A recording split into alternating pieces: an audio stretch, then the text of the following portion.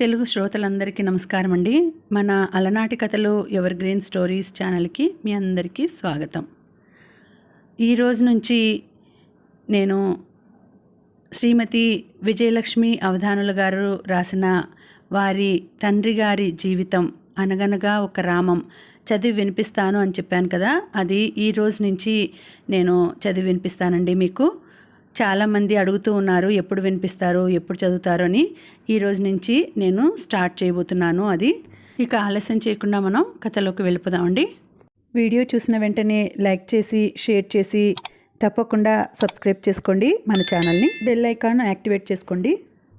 రోళ్ళు బద్దలయ్యే రోహిణీ కార్తె, వేడి గాల్పులు ఈ చెవిలోంచి ఆ చెవిలోకి ఈడ్చుకొడుతున్న మధ్యాహ్నం వేళ, కాకులు కూడా ఉన్న కాసిని చెట్లలో ఎక్కడో కొమ్మల మధ్య దాక్కున్న వేళ, అక్కడంతా బొగ్గు, నల్లని బొగ్గు, గుట్టలు గుట్టలుగా బొగ్గు. చిన్న బంతి పరిమాణంలోంచి ఒక పెద్ద బస్తా పరిమాణం దాకా రకరకాల సైజుల్లో బొగ్గులు, బొగ్గుల పోగులు కాదు, బొగ్గుల గుట్టలు.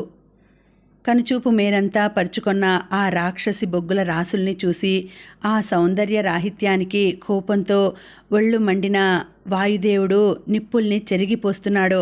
వేడి గాడ్పులకు నీకు నేను తోడున్నాను అంటూ డబడబా చప్పుడు చేసుకుంటూ బొగ్గుల్ని సైజుల వారీగా జల్లిస్తోంది సిఎస్పి కోల్ స్క్రీనింగ్ ప్లాంట్. అక్కడ రేగిన ఆ బొగ్గు ధూళి 1 కిలోమీటరు వ్యాసార్థం దాకా వ్యాపించి చెట్లను మనుషులను కూడా నల్లగా చేసేస్తోంది. దూరంగా మైన్లోంచి పట్టాల మీదుగా బయటికొస్తున్న లాడీసుల అంటే బొగ్గులను తీసుకెళ్లడానికి ఉపయోగించే చిన్న రైలు పెట్టెలు. ఆ లాడీసుల చప్పుడు చేతకానివాడు వాయించిన బాజాల్లా ఉంది. సూర్యుడు మండిపడుతున్నా, గాలి నిప్పులు చెరుగుతున్నా అవి తమను ఏమీ చేయలేవన్న నిర్లక్ష్యంతో బొగ్గుగని నుండి బయటకు వస్తున్నారు కార్మికులు. వాళ్ల ఒంటి మీదున్న కాకి నిక్కరు, కాకి చొక్కా, తలకి హెడ్లైటుతో బాటు ఉన్న హెల్మెట్టు, మొహం నిండా పట్టిన మసి, వీటన్నింటితో అందరూ ఒక్కలాగే ఉన్నారు. మొహం మీంచి ధారగా కారుతున్న చెమట మొహానికంటిన మసితో కలిసిపోయి నల్లని హోలీ రంగులు పూసుకున్న వాళ్ళలా ఉన్నారు అందరూ. వాళ్ళందరితో పాటు మైను ముఖద్వారం నుండి బయటకు వచ్చాడు రామం. రామం అక్కడ ఆ ఏరియాకి మేనేజర్.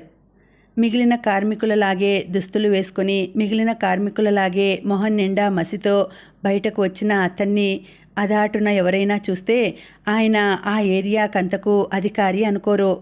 మొహం గుర్తుపట్టలేనట్లు నల్లగా అయిపోయి ఉన్న మైను బయట లాడీస్లోంచి బొగ్గు అన్లోడ్ చేస్తున్న కార్మికులు కొందరు అతన్ని గుర్తుపట్టి కుడి చేతిని నుదిటి దగ్గరకు తెచ్చి సెల్యూట్ చేశారు.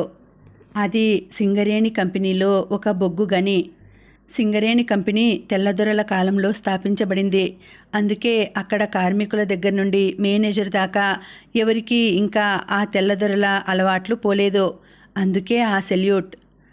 మైను ముఖద్వారానికి కొన్ని గజాల దూరంలో వరుసగా కట్టిన స్నానాల గదులు ఉన్నాయి. మైన్లోంచి బయటకు వచ్చిన వారు సరాసరి ఆ స్నానాల గదుల దగ్గరికి వెళ్ళిపోయి అక్కడ స్నానం చేసి ఒంటిమీది మసిని వదుల్చుకొని తర్వాత ఇంటికి వెళ్ళిపోవచ్చు. చాలామంది కార్మికులు పనికి రాగానే తమ బట్టలు విప్పి మైను యూనిఫామ్ వేసుకొని, విప్పిన బట్టలు తమ వెంట తెచ్చుకున్న సబ్బు, తువాలు స్నానాల గది పక్కన ఉన్న బట్టలు పెట్టుకునే గదిలో దాచుకుని గనిలోకి పనిలోకి దిగుతారు. షిఫ్ట్ అయిపోయి మైన్లోంచి బయటకు వచ్చాక తమ బట్టలు, సబ్బు, తువాలు ఆ గదిలోంచి తీసుకొని స్నానం చేసి అప్పుడు తాజాగా ఇంటికి వెళ్తారు. ఆ స్నానాల గదిలో స్నానం చేయడం ఇష్టం లేని వాళ్ళు మాత్రం అలాగే ఇంటికి వెళ్ళిపోయి ఇంట్లో స్నానం చేసుకుంటారు. మైన్లోకి దిగిన వారిలో కార్మికులు తప్ప మిగిలిన వాళ్ళెవరూ అంటే అండర్ మేనేజర్లు, సర్వేయర్లు, సూపర్వైజర్లు ఎవరూ ఆ స్నానాల గదుల్లో స్నానం చేయరు.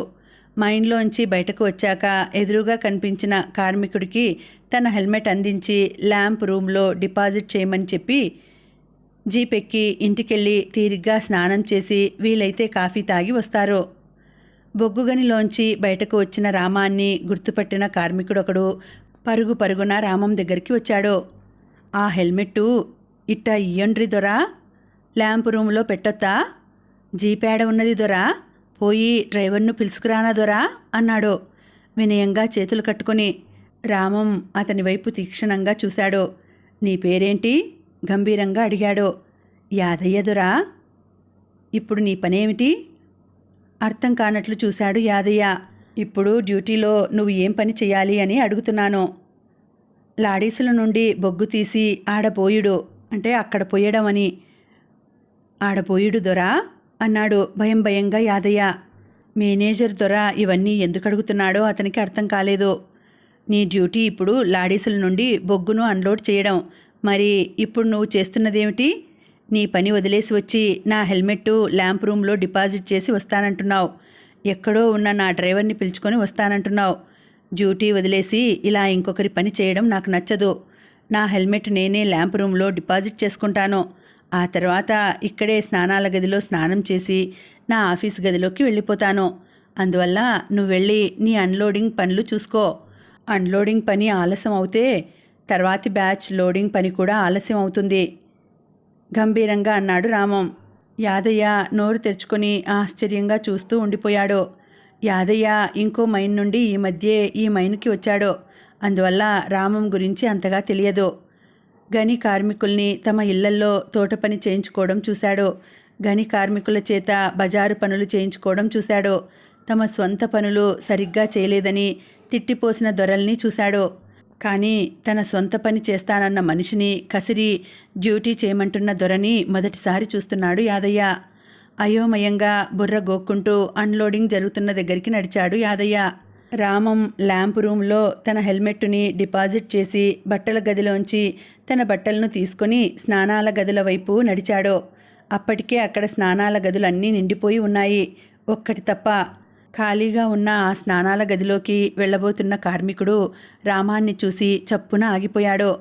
నువ్వు పోదురా, నేను గానక తానం చేత్తా అన్నాడు పక్కకు తప్పుకుంటూ. వద్దులే, నువ్వు మొదట వచ్చావు, నువ్వే చెయ్యాలి, నేను ఇక్కడ కూర్చుంటాలే అన్నాడు రామం దూరంగా షెడ్డులో వేసి ఉన్న కుర్చీల వైపు నడుస్తూ. షెడ్డులో వేసిన కుర్చీలో కూర్చుంటూ మొహం మీంచి దారగా కారుతున్న చెమట తుడుచుకున్నాడు రామం. కొద్ది నిమిషాల క్రితం దాకా రామం మనసు నిండా బొగ్గు గనుల్లో బొగ్గు పొరలు. ఆ రోజు ఆ మైన్లో నుండి బొగ్గు తీయవలసిన లక్ష్యం. మైన్ లోపల కొన్ని చోట్ల బొగ్గు పొరలకి అడ్డంగా ఉన్న కఠినమైన రాతి పొరలు ఇవే నిండిపోయి ఉన్నాయి. ఇప్పుడు బయటికి రాగానే రామం మనసు మరో విషయం మీద లగ్నం అయిపోయింది. మరి కొద్దిసేపట్లో ముగ్గురు హేమీల్లాంటి కార్మిక సంఘ నాయకులతో సమావేశం ఉంది. వాళ్ళు వేసే ప్రశ్నలకు ఎలా సమాధానం చెప్పాలి? వాళ్ళు చేసే డిమాండ్లలో మంచి చెడులు ఎలా విశ్లేషించి వాళ్ళకు అర్థమయ్యేటట్లు చెప్పాలి? తాను తీసుకోబోయే నిర్ణయం అటు కార్మికులకి ఇటు కంపెనీకి కూడా నష్టం కలగకుండా ఎలా చూసుకోవాలి? రామం ఆలోచిస్తూనే ఉన్నాడు. వీస్తున్న వేడి గాల్పులు రామం ఆలోచనలను ఆపడం లేదు. సార్, ఆ స్నానాల గది ఖాళీ అయింది అన్న అక్కడి సెక్యూరిటీ గార్డు మాటలతో ఆలోచనల నుండి బయటపడి స్నానాల గదుల వైపు నడిచాడు రామం. పావు గంటలో శుభ్రమైన బట్టలతో తడితడిగా ఉన్న జుత్తుతో తన సీట్లో కూర్చున్నాడు రామం. సార్, మరో పావు గంటలో యూనియన్ లీడర్లు వస్తారు. వాళ్లతో ఇప్పుడే మాట్లాడతారా? లంచ్ అవర్ తర్వాత రమ్మంటారా? రామం పిఏ వచ్చి అడిగాడు. మనం 12 గంటలకి వాళ్ళకి మీటింగుకి సమయం ఇచ్చాం.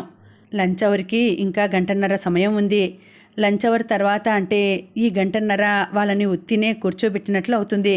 కంపెనీ సమయాన్ని అలా వృధా చేయడం ఎందుకు? మొదట అనుకున్నట్లే 12 గంటలకే మొదలెడదాం అన్నాడు రామం తడిగా ఉన్న తన తలను తన జేబులో రుమాలు తీసి తుడుచుకుంటూ. రామం పిఏ రాఘవరావుకి ఈ మీటింగు వాయిదా పడితే బాగుండునని ఉంది. ఇప్పుడు రాబోయే 4 కార్మిక సంఘాల నాయకులలో రాములు మాటలు చాలా కఠినంగా ఉంటాయి. అతనితో గొడవపడని మేనేజర్ లేడు. అతనితో గొడవ అంటే ఆ తర్వాత సమ్మె అంటే కంపెనీ ఉన్నతాధికారుల నుండి తమకు చివాట్లు. ఇదంతా ఒక తలనొప్పి వ్యవహారం. అందుకే రాములతో మీటింగుని మేనేజ్మెంట్ వాళ్ళు వీలైనన్ని రోజులు వాయిదా వేస్తుంటారు. కానీ ఈ మేనేజరు వాయిదా కాదు కదా, లంచ్ అవర్ తర్వాత దాకా కూడా ఆలస్యం అవ్వనివ్వడం లేదు. జరగబోయే గొడవలను తలుచుకుంటూ దడదడలాడే గుండెతో కార్మిక నాయకులను పిలవడానికి వెళ్ళాడు రాఘవరావు. సరిగ్గా 10 నిమిషాల్లో ఆ 4 లోపలికి వచ్చారు. అందులో 3 35-40 మధ్య వయసు ఉన్నవాళ్ళు. ఒకతను 50 దాటిన మనిషి. ఆ 50 ఏళ్ళు దాటిన మనిషిని రాములుగా పోల్చుకున్నాడు రామం. రాములు శరీరం దృఢంగా ఉంది. ఒళ్ళు నల్లగా నిగనిగలాడుతోంది. నడకలో ఒక నిర్లక్ష్యం, చూపుల్లో ఒక కసి. ఒకే ఒక్క చూపుతో రాముల్ని అంచనా వేశాడు రామం. కూర్చోండి అన్నాడు రామం తన టేబుల్ ఎదురుగా వేసి ఉన్న కుర్చీలను చూపెడుతూ. టేబుల్కి ఒక పక్క రాఘవరావు చేతిలో పెన్సిలు, నోట్బుక్తో కూర్చున్నాడు. సమావేశంలో జరుగుతున్న విషయాలు, minutes of the meeting note చేసుకుందికి వీలుగా. ఈ మేనేజ్మెంట్ పద్ధతి ఏమీ మంచిగా లేదు సార్ అన్నాడు రాములు కుర్చీలో కూర్చుని కాళ్ళు ముందుకు చాపుతూ. మేనేజ్మెంట్ని తీరిగ్గా తిడదువు గాని ముందు ఇది చెప్పు, మీరందరూ కాఫీ తాగుతారా, టీనా? లేక బాగా ఎండగా ఉంది కాబట్టి ఏదైనా చల్లని పళ్ళరసం తెప్పించమంటారా? నవ్వుతూ అడిగాడు రామం. రాములు కాస్త ఆశ్చర్యంగా చూశాడు. ఈ దొరలు మీటింగులు పెట్టుకున్నప్పుడు కాఫీలు, టీలు, బిస్కెట్లు తెప్పించుకొని ఆ మీటింగుల్లో సేవిస్తారు. దానికి కంపెనీ అనుమతి కూడా ఉంది. కానీ తమలాంటి కార్మిక నాయకులతో చర్చలకు వచ్చినప్పుడు మాత్రం వీళ్లకు అవేవీ గుర్తుండవు. కొత్తగా 2 నెలల క్రితం వచ్చిన ఈ దొర కాస్త గంభీరంగా ఉంటాడని విన్నాడు రాములు. అందుకు సిద్ధపడే వచ్చాడు కూడాను. కానీ ఇదేమిటి, ఈయన నవ్వుతూ కాఫీ కావాలా, టీ కావాలా అని అడుగుతున్నాడు అనుకుంటూ కాస్త విస్తుపోయాడు. మాకిప్పుడు కాఫీలు అద్దు, ఛాయ్లు అద్దు, జర మా మాటలు ఇంటే చాలు నవ్వకుండా అన్నాడు రాములు. నిజమే, ఇంత ఎండల్లో కాఫీ టీలు మంచివి కాదు, పళ్ళరసమే తెప్పిస్తాను అంటూ టేబుల్ మీదున్న బజర్ నొక్కాడు రామం. అటెండర్ యాదగిరి లోపలికి వచ్చాడు.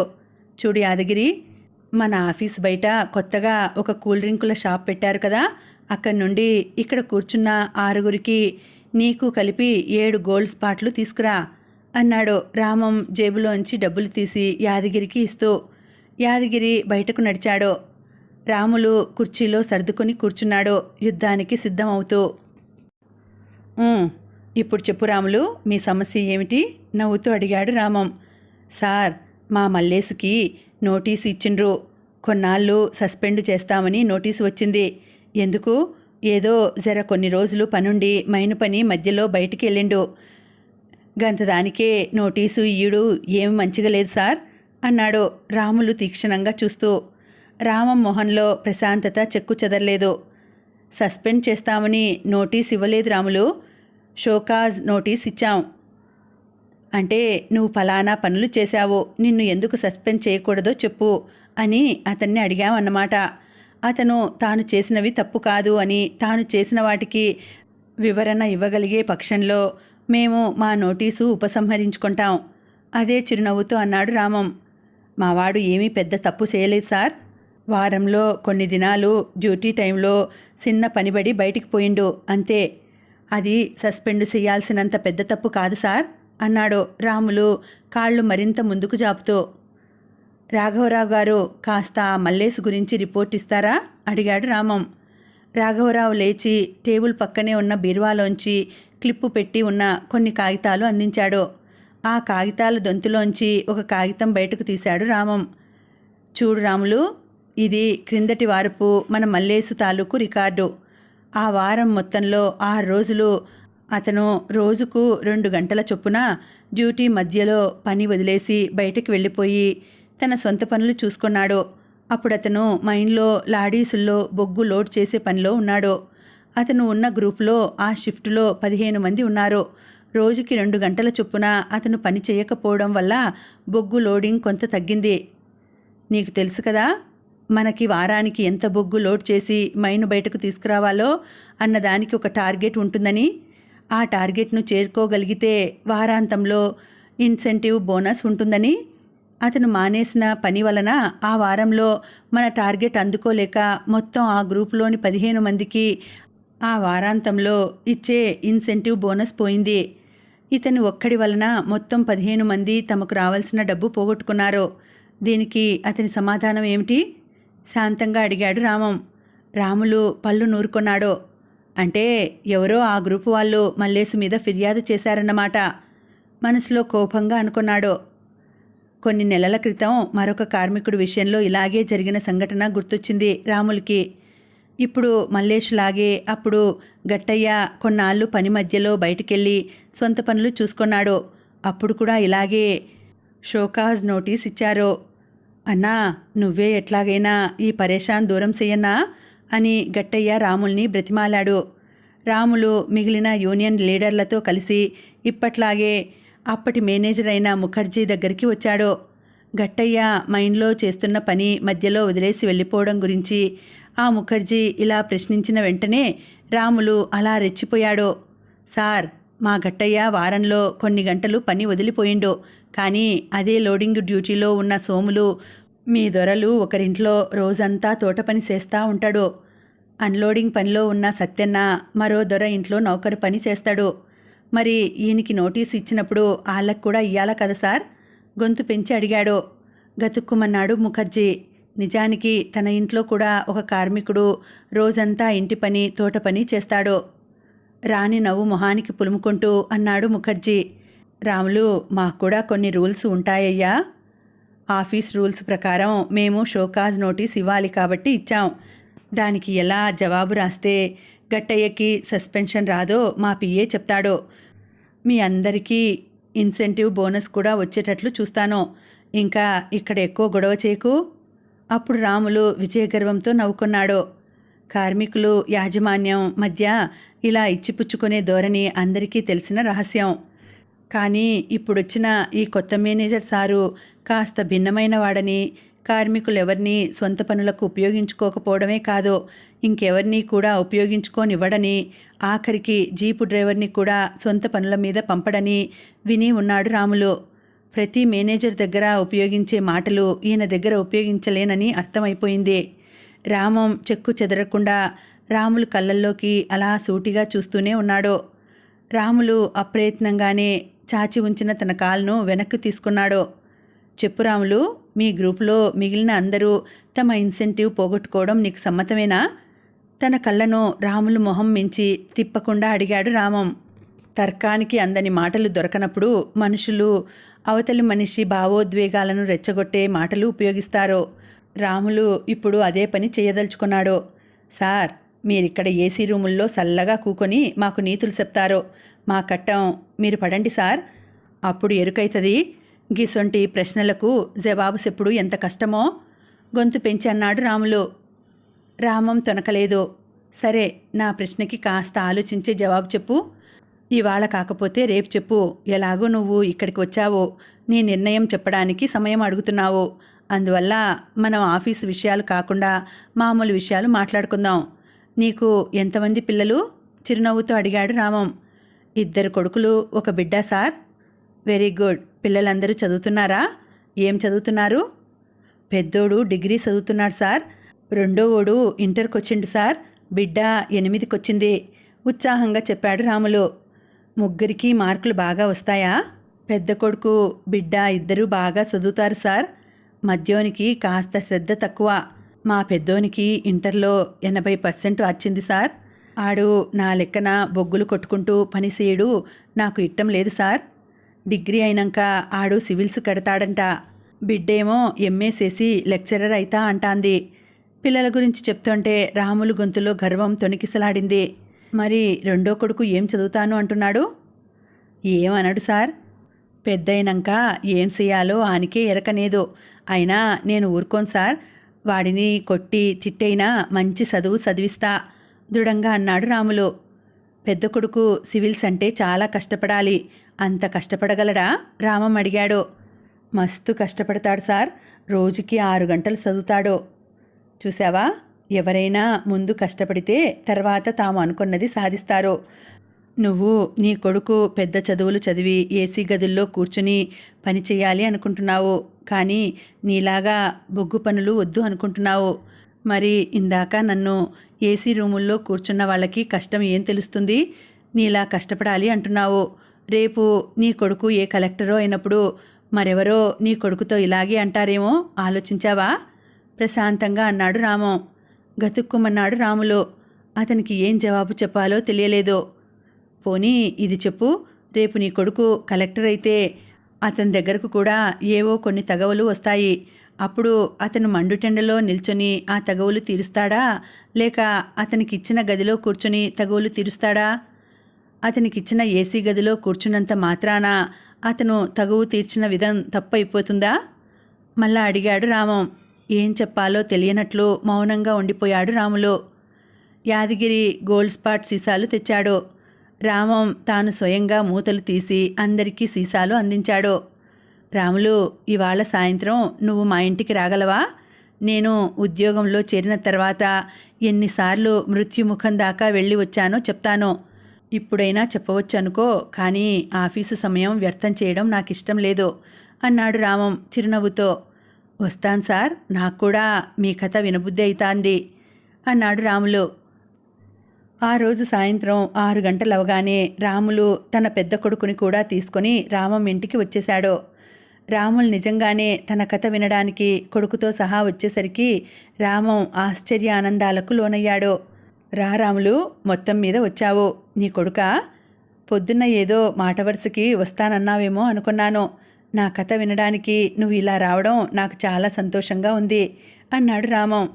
మీ గురించి చెప్పినాక నా కొడుకు గా సారుకాడికి నన్ను కూడా తీసుకుపో అని నన్ను సతాయించిండు సార్. నేను పోనన్నా ఈడు ఊరుకోడు. ఇక గందుకే ఈడిని కూడా తీసుకొని వచ్చినా అన్నాడు రాములు. పొద్దున్న ఆఫీసు విషయాలు చర్చిస్తున్నప్పుడు ఉన్న అప్రసన్నత ఇప్పుడు రాముల మొహంలో లేదు. కొడుకు పేరు ఏమిటి రాములు?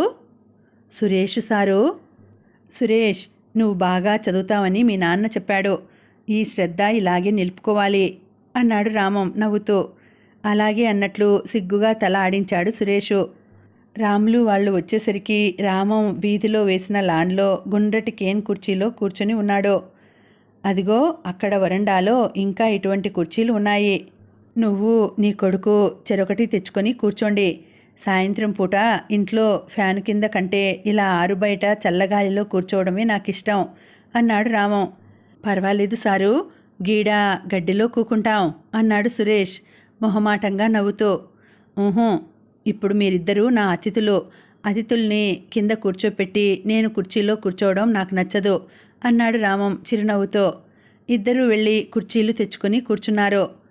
నేను బొగ్గు గనుల్లో ఉద్యోగంలో చేరిన దగ్గర నుండి మొదలెట్టనా, లేక నా చిన్నప్పటి నుండి మొదలెట్టనా అడిగాడు రామం ముగ్గురు కుర్చీల్లో కూర్చున్నాక. మీ చిన్నతనం కానుంచి మొదలెట్టండి సార్, తండ్రి కంటే ముందే జవాబు చెప్పాడు సురేష్. రాములు మొహం వైపు చూశాడు. నువ్వేమంటావు అన్నట్లు. ఆడు అడిగినాక నేను కాదనేది ఉండదు సార్ అన్నాడు రాములు కొడుకు వైపు ఆప్యాయంగా చూస్తూ. సరే, నా చిన్ననాటి నుండి మొదలెడతాను. అప్పుడు నాకు 10 ఏళ్ళన్నమాట. నాకు 2 అన్నలు, 1 అక్క, 2 చెల్లెళ్ళు, 1 తమ్ముడు ఉండేవారు.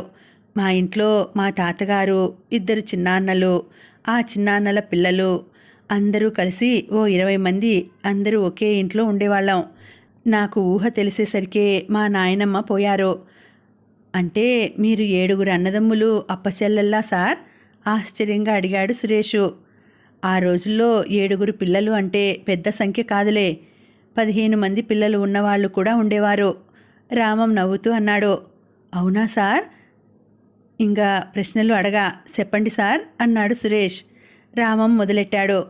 రామం చెప్తూ ఉంటే ప్రతి దృశ్యం వింటున్న ఇద్దరి కళ్ళ ముందు మెదలసాగింది. 1935వ సంవత్సరం. ఆ రోజు సాయంత్రం చిరు చీకటి పడేవేళ పెరట్లో తులసమ్మ దగ్గర ప్రమిదలో నూనె దీపం పెట్టి అప్పటికే చిమ్నీలను శుభ్రపరిచి కిరసనాయిలు నింపిన 6 లాంతర్లలోని ఒక లాంతర్ని వీధి వసారాలోని దీపం గూట్లోనూ మరొకటి నట్టింట్లోనూ పెట్టింది రామం తల్లి మహాలక్ష్మి. మిగిలిన 4 లాంతర్లు ఇంకా బాగా చీకటి పడిన తర్వాత అందరూ భోజనాలకి కూర్చున్నప్పుడు వెలిగిస్తారు. వీధిలో బిల్లాంగోడు ఆడుకున్న రామం తమ్ముడు చిట్టి, చిన్నాన్న కొడుకులు అందరూ ఇంట్లోకి వచ్చేశారు. పక్కింటి సీతతో వామనగుంటలు ఆడుకోవడానికి వెళ్ళిన శాంత, చిన్నమ్మడు కూడా ఇంట్లోకి వచ్చేశారు. రామం చిన్నన్న శంకరం ఒంటరి పక్షి. అతనికి స్నేహితులెవరూ లేరు. అతను అసలు సాయంత్రం బయటకు వెళ్ళడు. అతను మాత్రం దీపం పెట్టిన గూడు కింద నేల మీద కూర్చొని కాశీ మజిలీ కథలు చదువుకుంటున్నాడు. 2 చిన్నాన్నల పిల్లలు ఇల్లంతా పరిగెడుతూ గోలగోలగా ఆడుకుంటున్నారు. ఇల్లంతా సందడిగా చిలకలు వాలిన చెట్టులా ఉంది. ఇంట్లో అంతమంది ఉన్నా సాయంత్రం ఊరి బయటనున్న చెరువు దగ్గరికి ఈతకు వెళ్ళిన పెద్ద కొడుకు కృష్ణుడు ఇంకా ఇంటికి తిరిగి రాకపోయేసరికి రామం తల్లి మహాలక్ష్మికి బెంగగా ఉంది. రోజూ ఈ సమయానికి ఇంట్లోకొచ్చి నూతి దగ్గర 4 చేదల నీళ్లు ఒంటి మీద పోసుకొని తెల్లని పంచె కట్టుకొని చదువుకోవడానికి కూర్చునే కొడుకు చీకటి పడిపోతున్నా ఇంటికి రాకపోవడం ఆమెకు ఆందోళన కలిగిస్తోంది. పోనీ రామాన్నో శంకరాన్నో చెరువు దగ్గరికి పంపి చూడమందునా అనుకుంది. కానీ చీకటి పడ్డాక చిన్నపిల్లలను బయటకు పంపితే ఆయన మండిపడతారు. ఒసే సుశీల, చెరువుకి ఈతకి వెళ్ళిన పెద్దవాడు ఇంకా రాలేదే, ఎందుకో భయంగా ఉంది అంది మహాలక్ష్మి తన తర్వాతి తోడికోడలతో. వస్తాళ్లేవే అక్క, అప్పుడప్పుడు అక్కడ స్నేహితులతో కబుర్లలో పడి ఆలస్యంగా రావడం వాడికి అలవాటే కదా అంది సుశీల. వీడు కబుర్లలో పడితే ఇల్లు మర్చిపోతాడు విసుక్కుంది మహాలక్ష్మి. ఇంకా విధి లేక మొదటి బంతి మొగాళ్ల భోజనాలకి ఏర్పాట్లు చేయడానికి నట్టింట్లోకి నడిచారు తోటికోడళ్ళు. వీధిలో ఆడుకొని వచ్చిన రామం పెరట్లో నూతి దగ్గర కాళ్ళు చేతులు కడుక్కొని తాను పుస్తకాలు పెట్టుకునే గూడు దగ్గరికి నడిచాడు. 4 అన్నదమ్ములకి ఒకటే పుస్తకాల గూడు. గూట్లోంచి లెక్కల పుస్తకం తీసుకుంటున్న రామానికి కృష్ణుడి అరలో పుస్తకాలన్నింటిపైన ఒక ఎర్రని అట్టవేసి ఉన్న నోటు పుస్తకం లాంటిది కనిపించింది. అరే, అన్న పుస్తకాల్లో ఈ పుస్తకాన్ని ఎప్పుడూ చూడలేదే ఆశ్చర్యంగా అనుకున్నాడు రామం. ఆ పుస్తకంలో అన్నయ్య ఏ పాఠాలు రాసుకుంటాడోనని ఆసక్తి కలిగింది రామానికి. పుస్తకం తీసి పేజీలు తిరగేశాడు. తెలుగులోనే ఏవో రాసి ఉన్నాయి, కానీ ఆ రాతలు ఏమిటో రామానికి సరిగ్గా అర్థం కాలేదు. దాదాపు 10 పేజీల్లో ఏవేవో రాసి ఉన్నాయి. ఒక్కొక్క పేజీ తిరిగేస్తూ ఆఖరి పేజీ దగ్గరికి వచ్చేసరికి అందులో రాసి ఉన్నది తీరిగ్గా చదవాలనిపించింది 10 ఏళ్ల రామానికి. తన లెక్కల పుస్తకంతో పాటు ఆ ఎర్రట్ట పుస్తకం కూడా పట్టుకొని శంకరం అన్నయ్య చదువుకుంటున్న దీపం దగ్గరికి వచ్చాడు. శంకరం పక్కనే నేల మీద కూర్చొని పుస్తకం తెరిచాడు. నన్ను ఈ చెరువు ఎందుకింత ఆకర్షిస్తోంది? పదే పదే అక్కడికి వెళ్ళాలని ఎందుకు అనిపిస్తోంది? ఇవాళ చెరువు ఒడ్డున ఇసుకలో కూర్చుంటే మళ్ళా ఆ సీతాకోక చిలుక నా చుట్టూ ఎగరడం మొదలెట్టింది. దాని రెక్కలు రంగురంగులుగా ఎంత అందంగా ఉన్నాయో. దానివైపు చూడకుండా ఉండాలంటే సాధ్యం కావడం లేదు. ఏదో ఆకర్షణ బలంగా లాగుతోంది. నది ఒడ్డున కూర్చొని చేసుకుంటున్న ధ్యానాన్ని పదే పదే ఆ సీతాకోక చిలుక వచ్చి భగ్నం చేస్తోంది. ఎన్నాళ్ళు ఇలా? చదువుతున్న రామానికి ఏమీ అర్థం కాలేదు. ఇవి క్లాసు పుస్తకానికి సంబంధించిన వాటిలా లేవు అనుకున్నాడు. పక్కనే శంకరం పూర్తిగా కథల పుస్తకంలో మునిగిపోయి ఉన్నాడు. రామం శంకరం భుజం మీద తట్టాడు. శంకరం చదువుతున్న పుస్తకంలోంచి తలెత్తి చూశాడు. అన్నయ్య, పెద్దన్నయ్య గూట్లో ఈ పుస్తకం దొరికింది. దీనిని ఇంతకు ముందు ఎప్పుడూ చూడలేదు. ఏమిటో నాకు ఏమీ అర్థం కావడం లేదు. నువ్వు చూడు అన్నాడు శంకరానికి పుస్తకం అందిస్తూ. పుస్తకం అందుకున్న శంకరం పేజీలు అక్కడక్కడ చదివాడు. ఒరేయ్, ఇది డైరీరా, మనం ఇంకొకళ్ళ డైరీ చదవకూడదు. డైరీ గురించి ఈ మధ్యనే మా మాస్టారు గారు చెప్పారు అన్నాడు శంకరం. డైరీనా అంటే ఏమిటన్నయ్యా ఆసక్తిగా అడిగాడు రామం. డైరీ అంటే అందులో రోజు జరిగిన విషయాలు రాసుకుంటామన్నమాట. అవునా? మరి ఇంకొకళ్ళ డైరీ మనం ఎందుకు చదవకూడదు? ఎందుకంటే అందులో ఇంకొకరికి చెప్పడం ఇష్టం లేని రహస్యాలు రాసుకోవచ్చు కదా, అందుకు. అలా ఇంకొకరికి చెప్పకుండా మనం కొన్ని రహస్యాలు దాచుకోవచ్చా? అది తప్పు కాదా? ఆశ్చర్యంగా అడిగాడు రామం. శంకరానికి ఏం చెప్పాలో తెలియలేదు. మౌనంగా ఊరుకున్నాడు. మరి డైరీ అంటే రోజూ జరిగిన విషయాలు రాసుకునే పుస్తకం అన్నావు కదా, ఇందులో అన్నయ్య రోజూ జరిగే విషయాలు ఎక్కడ రాసుకున్నాడు? అసలు అన్నయ్య రాసింది నీకేమైనా అర్థమైందా? మళ్ళా అడిగాడు రామం. నిజానికి శంకరానికి ఏమీ అర్థం కాలేదు. కానీ అలా తనకు అర్థం కాలేదు అంటే తమ్ముడి దగ్గర చులకనైపోతాడు. అందుకే బింకంగా అన్నాడు. డైరీలో అప్పుడప్పుడు జరిగిన విషయాలే కాదు, మనసులోకి వచ్చిన ఆలోచనలు కూడా రాసుకుంటారు. బహుశా ఇవి అన్నయ్యకి మనసులో వచ్చిన ఆలోచనలేమో. అయినా మనం ఇంకొకరి డైరీ అలా తీయకూడదు. అన్నయ్య ఈత నుండి వస్తే వాడు చూస్తే కోపం వస్తుంది. వెళ్ళి ఎక్కడి నుండి తీసావో అక్కడ పెట్టేయి. రామం ఆ పుస్తకం తీసుకెళ్ళి మళ్ళా గూట్లో పెట్టేసి వచ్చాడు. కృష్ణుడు శంకరం కంటే 6 ఏళ్ళు పెద్ద. ఈ మధ్యనే 18 ఏళ్ళు నిండాయి. కృష్ణుడికి శంకరానికి మధ్య 2 పిల్లలు పుట్టి పురిటిలోనే పోయారు. అందుకే ఇద్దరికీ వయసులో వ్యత్యాసం ఎక్కువ ఉంది. మొగాళ్ళందరూ భోజనాలకి కూర్చున్నారు. రాత్రి భోజనాలు మధ్యాహ్నం భోజనాల్లా కాకుండా చాలా క్లుప్తంగా ఉంటాయి ఆ ఇంట్లో. అన్నం, కందిగుండ లేక కాల్చిన అప్పడాలు, చారు, మజ్జిగ అంతే. ఆఖరి కోడలు సీత వంటింట్లో వెలిగించిన కుంపటి ముందు కూర్చొని అప్పడాలు కాలుస్తూ వాటికి నూనె అద్ది అందిస్తుంటే పెద్ద కోడళ్ళు ఇద్దరూ పళ్ళాలలో వేడివేడి అప్పడాలు వడ్డిస్తున్నారు. ఒకవైపు భోజనాలు వడ్డిస్తూనే మధ్య మధ్యలో నట్టింటి గుమ్మం దాకా వెళ్ళి వీధి వాకిలి వైపు తొంగి చూస్తోంది మహాలక్ష్మి. ఎక్కడా కృష్ణుడి జాడలేదు. మగాళ్ల భోజనాలు కూడా అయిపోయాయి. ఇంకా పిల్లలకి పెట్టాలి. భయపడుతూనే భర్త వెంకటశాస్త్రి దగ్గరకు వెళ్ళింది మహాలక్ష్మి. ఏమండి, ఇవాళ కృష్ణుడు ఇంకా ఈత నుండి రాలేదు అంది బెంగగా. ఆ విషయం ఇప్పుడా చెప్తావు? బాగా చీకటి పడిపోయింది కూడానో అంటూ చిరాకు పడ్డాడు వెంకటశాస్త్రి. ఒరేయ్ వరహాలు, మన కృష్ణుడు ఈతకు వెళ్ళి ఇప్పటిదాకా రాలేదట్రా. నువ్వు కొంచెం ఆ చెరువు దాకా వెళ్ళి చూసి వస్తావు. చీకటి పడిపోయింది కదా, లాంతరు కూడా తీసుకెళ్ళు అన్నాడు వెంకటశాస్త్రి. అప్పుడే కడుపు నిండా అన్నం తినడంతో బద్ధకంగా ఉన్న అన్నగారి మాట కాదనలేక లాంతరు తీసుకుని బయలుదేరాడు వరహాల బాబు అని అందరూ పిలిచే వరాహ నరసింహశాస్త్రి. పిల్లల భోజనాలు కూడా అయిపోయాయి. చెరువు ఒడ్డుకు వెళ్ళిన వరహాల బాబు రాలేదు. ఇంకా ఉందండి, కథ కొనసాగుతుంది. మళ్ళీ వచ్చే వీడియోలో కలుసుకుంటానండి. అంతవరకు సెలవు. నమస్తే.